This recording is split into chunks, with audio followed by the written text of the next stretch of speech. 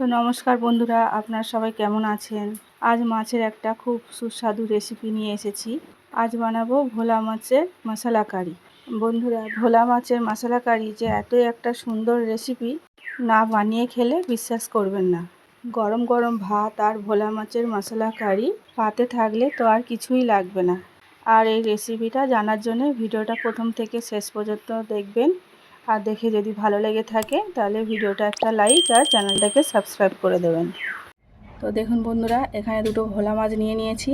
দুটো ভোলা মাছ 1.5 কেজি ওজন হয়েছে। তো এই মাছটার একটা সুন্দর রেসিপি করে আপনাদের দেখাবো। তো এবারে মাছটা একটা হাতে নিয়ে দেখাচ্ছি কত বড় সাইজ। তো দেখুন বন্ধুরা, মাছটা কত বড়। এই রকম বড় সড়ো মাছ খেতে খুবই ভালো লাগে। তো এর একটা সুন্দর রেসিপি আপনাদের দেখাবো। তা চলুন মাছটা এবারে কেটে পরিষ্কার করে ধুয়ে নেওয়া যাক।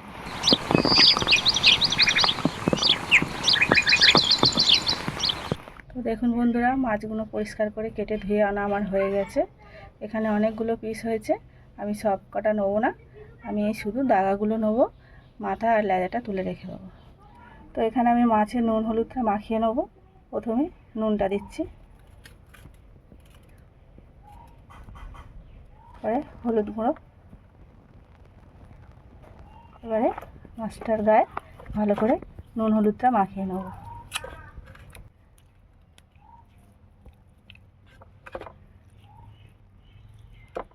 এইভাবে সমস্ত মাছের গায়ে নুন হলুদটা মাখিয়ে নেব। তো এখানে মাছে নুন হলুদটা মাখানো হয়ে গেছে, এবারে মাছটা ভাজবো। তো কড়া গরম হয়ে গেছে, আমি তেলটা দিয়ে দেবো।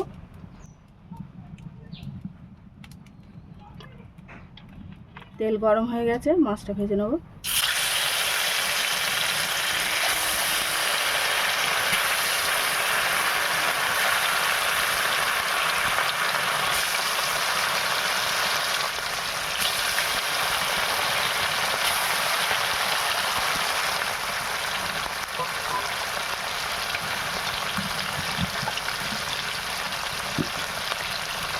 মাছটা ভালো করে লাল লাল করে ভেজে নেব।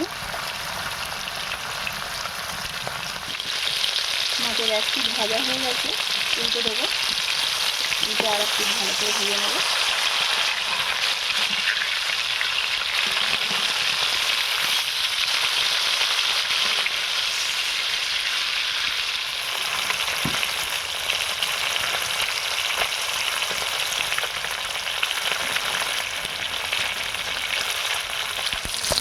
এখানে মাছটা ভাজা হয়ে গেছে, আমি এবারে এই মাছটা তুলে নেব।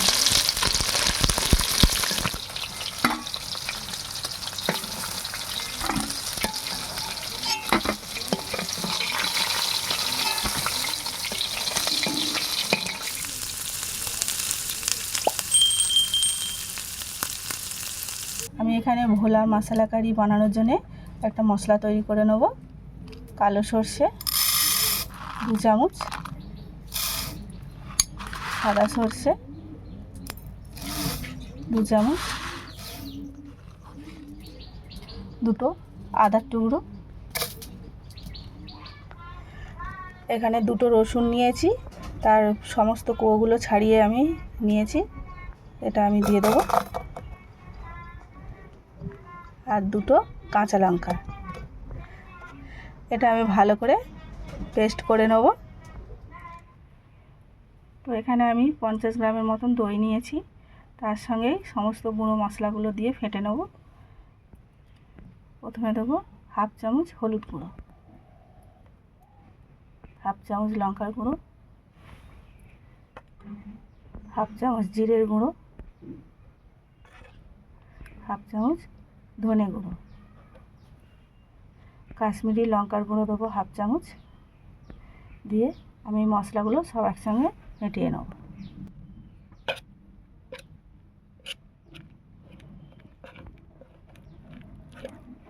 এখানে একটু ঘন হয়ে গেছে, সামান্য একটু জল দিয়ে এটা একটু পাতলা করে নেব।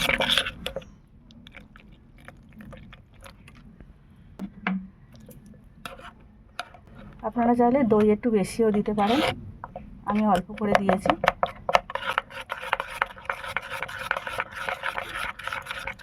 এখানে মিশ্রণটা তৈরি হয়ে গেছে। আমি বানাচ্ছি ভোলা মশলা কারি, তার জন্য আমার তেলের পরিমাণটা একটু বেশি লাগবে আর সামান্য অল্প করে তেল দেবো।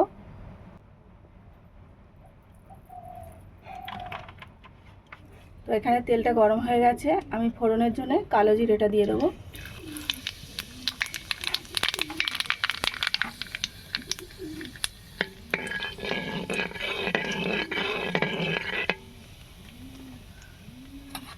এখানে আমি 4টে পেঁয়াজ এরকম ছোট কুচি কুচি করে পেঁয়াজ করে নিয়েছি, এটা দিয়ে দেবো।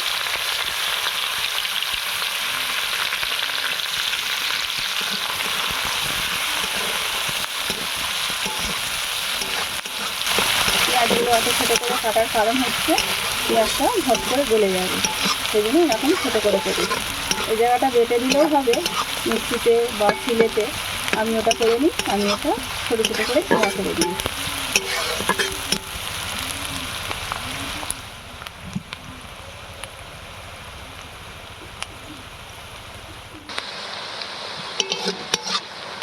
এখানে পেঁয়াজটা বেশ ভালোই ভাজা ভাজা হয়ে গেছে। এবার আমি একটা টমেটো কেটে রেখেছিলাম, পেঁয়াজটা যেমনভাবে কেটেছিলাম তেমনভাবেই কেটেছি।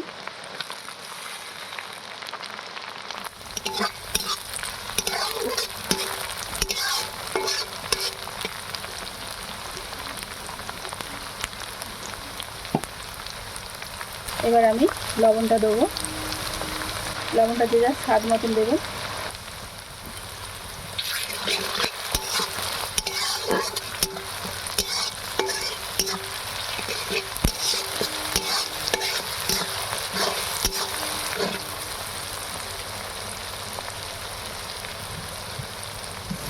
এখানে টমেটো আর পেঁয়াজটা প্রায় নরম হয়েই এসছে, আমি এবারে দুরকম সর্ষে, আদা, রসুন আর কাঁচা লঙ্কার যে পেস্টটা বানিয়েছিলাম সেটা দিয়ে দেবো।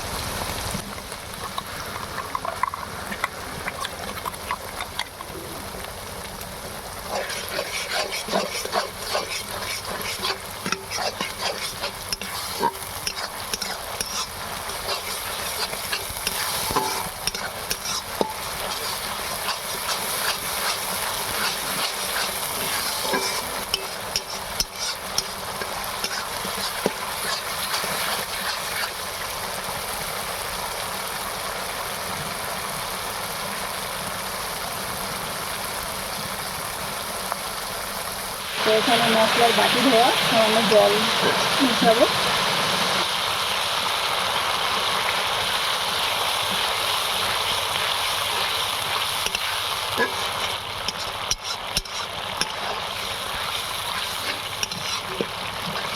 এটাকে ভালো করে কষিয়ে নিতে হবে, মানে রসুন আদা সবই কাঁচা,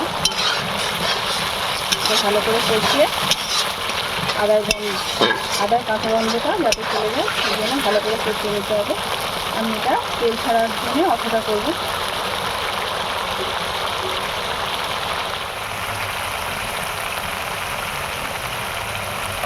এবার আমি টক দই আর সব রকম যে গুঁড়ো মশলার মিশ্রণটা বানিয়ে রেখেছিলাম এই মিশ্রণটা দিয়ে দেবো।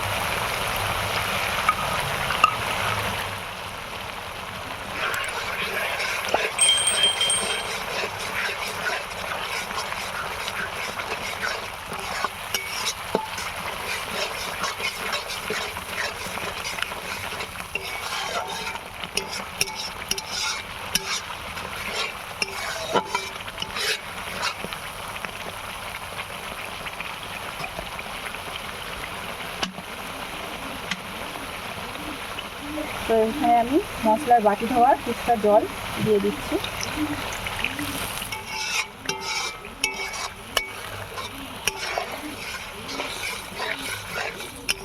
তো দেখুন বন্ধুরা, এখন কত সুন্দর একটা কালার এসছে। তো এইভাবে একবার ভোলা মাছটা বানিয়ে খেয়ে দেখবেন, ভোলা মশলা কারি দারুণ দুর্দান্ত লাগে খেতে। এইভাবে একবার বানিয়ে খেয়ে দেখবেন।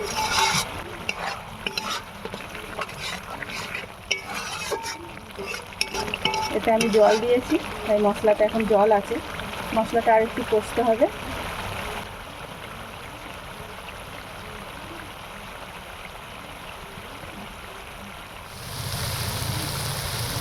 তো দেখুন বন্ধুরা, এখানে সমস্ত তেলটাই মশলা থেকে ছেড়ে দিয়েছে। দেখতে পাচ্ছেন আমার মশলা থেকে তেলটা ছেড়ে দিয়েছে। এবার আমি পরিমাণ মতন জলটা দেবো।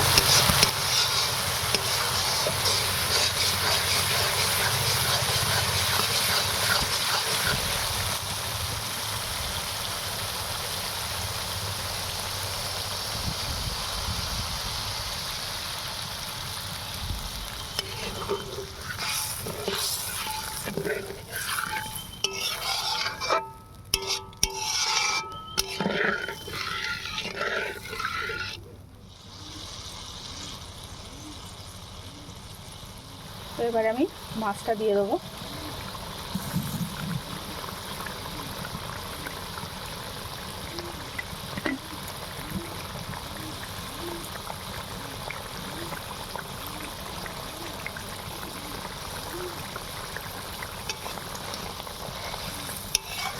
সামান্য হালকা করে নাড়িয়ে নেব।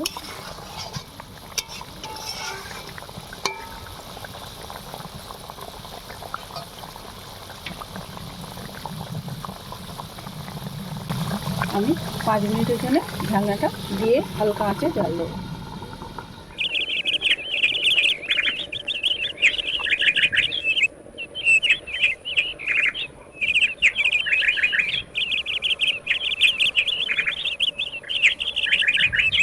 ঢাকাটা খুলে নেবো এবার।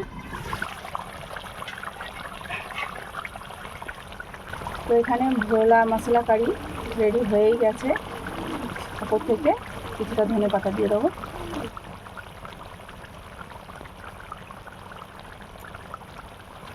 আর সামান্য গরম মশলা গুঁড়ো।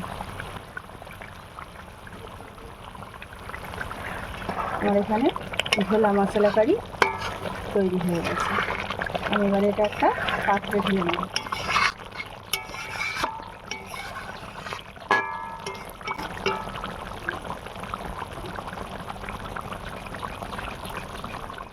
বন্ধুরা দেখতেই পাচ্ছেন এখানে আমার ভোলা মশলা কারিটা বানানো হয়ে গেছে। কতটা টেস্টি দেখতে লাগছে, তেমন খেতেও অসাধারণ হবে। তো এইভাবে একবার বাড়িতে বানিয়ে প্রিয় মানুষদের খাইয়ে দেখবেন, সবাই আপনার প্রশংসা করবে। তো আশা করি ভিডিওটা প্রথম থেকে শেষ পর্যন্ত দেখেছেন। আর দেখে যদি ভালো লেগে থাকে তাহলে একটা লাইক আর চ্যানেলটাকে সাবস্ক্রাইব করে দেবেন।